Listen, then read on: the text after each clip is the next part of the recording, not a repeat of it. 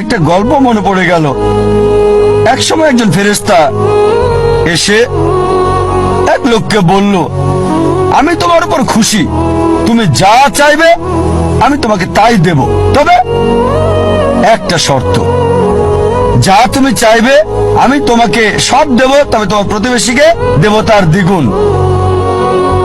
লোকটা বলল, একটা রোলেক্স ঘড়ি আমার চাই। ফেরেশতা তাকে রোলেক্স ঘড়ি দিয়ে দিল। প্রতিবেশী দুটো রোলেক্স ঘড়ি পেল। লোকটি বলল, একটা মার্সিডিজ গাড়ি আমার চাই। ফেরেশতা তাকে মার্সিডিজ গাড়ি দিল। প্রতিবেশীকে দুটো মার্সিডিজ দিল। লোকটি বলল, একটা সুন্দর বড় বাংলো চাই। ফেরেশতা তাকে সুন্দর বড় বাংলো দিল।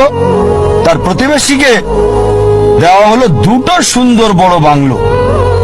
লোকটি পরে বলল, দয়া করে আমার শেষ ইচ্ছাটা তুমি পূরণ করে দাও। কি সেটা?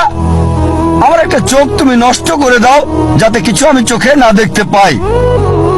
চিন্তা করেন, সে তার নিজের চেয়ে প্রতিবেশীকে নিয়ে বেশি ব্যস্ত। তার জীবন সহজ কিন্তু জটিল সেটা ভাবছে না সে।